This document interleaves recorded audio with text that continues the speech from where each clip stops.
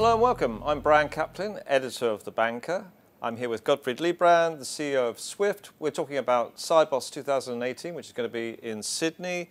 Gottfried, there's always a big talk about technology at every Sibos. There's so much out there. There's blockchains, there's robotics, there's AI, APIs. But for you, which is the most significant area? You could add quantum computing to that one. Yep. For me, it is APIs. Because I think that, first of all, it's technology that's here and now, and I can just see around us the impact it's having. I mean, we could not have done GPI without API technology. We tried to do something similar, or I looked at that 10 years ago with technology in those days. It couldn't be done, but I think API is the breakthrough. There's lots of things, open banking and PSD2, APIs are at the heart of that. A lot of what you're now seeing in the whole Web 3.0 is based on APIs in the consumer sphere. Taking that into wholesale, I think, has huge promise. So if we take it into wholesale, I mean, what sorts of specific things will corporates and banks be able to do better that they're not doing now? Well, lots of things. I think much easier access to existing services. So we envision enabling most of our existing services through API calls rather than the current often bespoke access ways.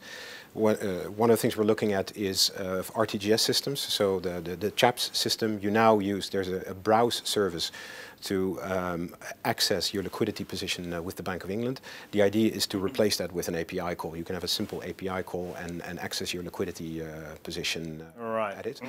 I think looking further, a lot of what traditionally has been done with messaging, I mean, you could argue that much of messaging is an API call. You send a query, you get the information back, which is essentially what an API call does. In securities, a lot of messaging is just getting a statement of position. That's the same as what an API call does. So I think over time you could see many of those applications move to APIs, and on top of that you can just think of lots of new services where you can get the information immediately. So I'm thinking about sort of regulation and compliance, of course, which is a huge burden for the banks. I mean, could APIs be the best way that you now communicate your regulatory details to the central bank or the regulator? Yes, but you have to, I'm not sure that most of the costs in compliance are not in communicating, right? They're in actually solving the problem, doing the investigations. That API will not solve for you at the end of the day, but it will standardize and streamline a lot of that communication.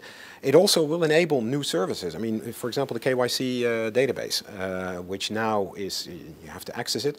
If we put an API call in there, you could have your back office systems immediately automated access our KYC database with all the identification across it, get the information back from your counterparty bank if they've authorized you, and immediately embed it in your processes. So it allows you to streamline a whole lot of information exchange processes between banks and between utilities in a way that will save a lot of cost and make possible a whole host of new services. Okay, and you mentioned open banking. So talk us through how APIs would really fit together with open banking, which is obviously being rolled out in Europe at the moment. Yeah, so then open banking means a lot of different things to a lot of people. But at the end of the day, PSD2, which is about access to current account details, if the customer approves for their selected providers, that is all based on APIs at the end of the day. I think there's a huge demand now to standardize that as banks start to realize that they are going to have to cater for a lot of these players to access their systems. So that's one thing.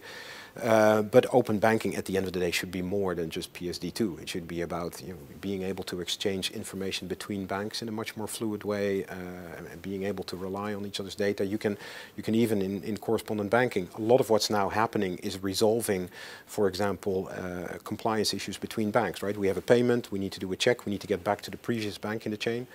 You can do that through API calls, perhaps in a faster way than the existing processes. Okay. But that does raise the whole question of security around APIs, doesn't it? I mean, should we be concerned about security? We should. I mean, clearly we're in a different world from Google, where you make an API call to Google, you get the coordinates back with a little map, and that's anybody can access that.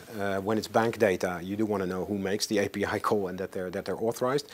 I think that's one of the reasons why we're looking at facilitating API calls over our network. That network has all the identification and security layers, and by going over that network, you solve part of that problem. It will be using the internet technology and API technology, but with the security protocol that we've embedded in our network. So that's the two main areas of focus, or three main areas of focus, I should say, are standardization of APIs as an industry service. Then it is enabling our own services to be accessible through APIs, like the KYC, a database, and GPI, as we're already doing. And then the third one is facilitating API call between banks in the context of open banking over our network, essentially. Gottfried, thank you very much. Thank you.